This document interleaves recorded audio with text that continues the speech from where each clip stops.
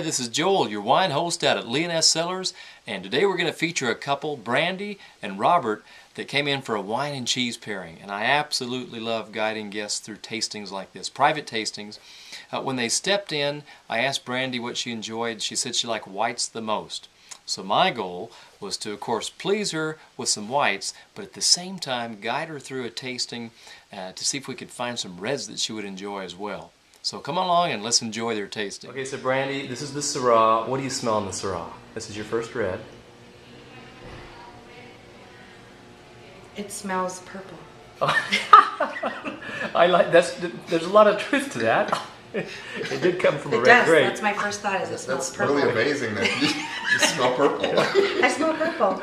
Taste it and let's see how it that suits your palate. You get the peppery? I got the pepper, yes, a little. Now, since you're a white wine lover, is it a little bit too... A little too much of a bite at the end. Okay, tell you what, let's do that. Okay. Take a piece of the Midnight Moon. The Midnight Moon's right under the cracker there. One. This is a goat's milk cheese, Cypress Grove, Central California. A little stinky. Try that one. Let's see if this doesn't soften that little bite that you someone's got to soften that cheese. Yeah, it's better. It tastes better. Don't you think? Oh yeah, like it softened it. Yeah, it's absolutely. It feels creamy, I guess, and soft. Yeah, like creamy purple. It's a lot better. So if you're a big Syrah lover, you might not want that cheese because it softens it a little too much. Right. But for you, it's perfect, eh? Oh yeah. Right. Yeah, this would be perfect. We'd have to get this at home because we have Syrah at home, and I can't really crack open the bottle with with her because she doesn't like the flavor. I don't know if you'd kiss me after this cheese though. Nothing would stop that. Well, it's pretty obvious to see we were having a really good time, and thankfully Brandy liked that first red. So now we go on to our second red, and it's the mystery wine. It originally comes from Croatia and made its way to California with immigrants in 1849. All right, second red. The second red's a mystery wine. I'll tell you what it is here in a minute, but let's see what you smell in this one.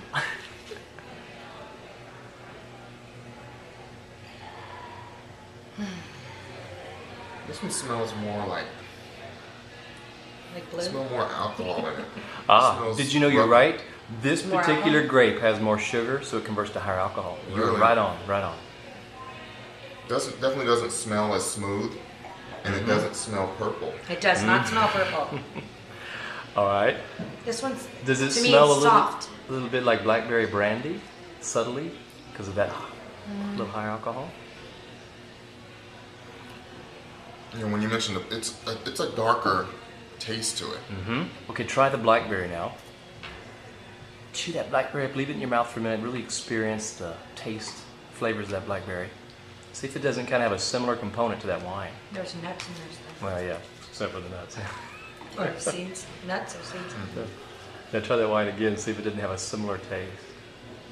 One thing I love to do is read the labels of wine and then go buy the things that says that it's supposed to. It does. Ah, so yeah. Yeah. Yeah. It's guess what? Blackberry, my team. Guess what wine this is? Blackberry wine. Good guess. I would say the same thing. It's a Zinfandel. A Zinfandel? Oh, really? Red Zin. A red Zin. Really? Yeah. How do you like it? I never would have guessed that. I like. Ah, good. Because I like Zinfandel, and I would have never guessed that's a Zinfandel. See, here it'll express itself more like a blackberry. Up north, it's a little cooler, a little more like a raspberry. So they're different in each region. Right. So after the Zinfandel tasting, we had a few of our Cabernet Sauvignon, and then we decided to finish it off with a port-style wine. And one of the famous pairings with the port is a Stilton blue cheese. Now my favorite, though, is a dark chocolate truffle. I mean, you let that melt a bit in your mouth and you marry the wine with it, it's like liquid love on your palate. But let's get their opinions now.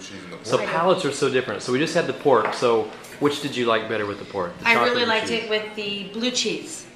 I loved it with the truffle, but the blue cheese was really great. How about you, Robert? I definitely preferred it with the chocolate. Definitely, the port obviously was still good, but the chocolate just made it so just smooth and just made it all one. And it went down really, really good. Kind of dreamy, huh? Oh, yeah. Yeah, that's me too. Awesome. It just shows the palates are different. Right. You like that salty, big blue cheese better. I do. It cuts the sweet of the wine, you know, where we like the chocolate better. So. Right, and for me, if I would have had the blue cheese and it would have ended there, I would have never had it again. It was that effect. But yeah, the chocolate was perfect match. So at the grape debate, see, this is what it's going to be. A lot of palates are going to be different. Oh yeah. Here today we've got 2 against 1, though, see. So when we start out, you were pretty much a white wine drinker. Absolutely. So now what have we discovered in this tasting? That I like expensive wine. Huh? I really like this one and the Senso. I really like this one. It's kind of lighter and. Yeah. So I think when it comes to reds, for now, you really want light, easy to drink reds. Yes. Like a Pinot Noir or our Senso. And then you also like the really fine, like 3.5 years in the barrel, Right. silky, big reds. Yes. Yes. Cost more than $50. Right. Absolutely. Okay. But we also discovered in our blind tasting that you like the light, easy to drink wines that are under $10 that you can get at the grocery store. Right. Those are fine, Absolutely. too. Right. Sure. But I mean, yes, I would. I can drink that, but I Yeah. prefer these. Yes. Well, I'm happy This. we did that. So basically, the way it works out is lately we've been having, whites with steak and reds with chicken or fish, and I've been having this, kind of thought as to whether the whole thing about whites versus with chicken and reds with steak was actually true. So in what we've been having in the dinners that we've been having, it's literally put that in perspective whether that's accurate or not. And that's the thing about the grape debate at the Temecula Creek Inn. We're going to have a Chardonnay with a steak, and we're going to have a cab with it, and see which one you like better. Right, absolutely. Sign me up. White Zinfandel or white Merlot, I think it goes really good with chicken or steak or even fish. So I think it kind of puts that whole debate into check. I hope to see you there. Oh, yeah. Reservations for 2. So March 19th, we're joining up with the Temecula Creek Inn for a white wine versus red wine food and wine pairing. We call it the Grape Debate, and I guarantee we're going to have the same kind of fun that Robert and Brandy and I had today, only on a much grander scale. See you there.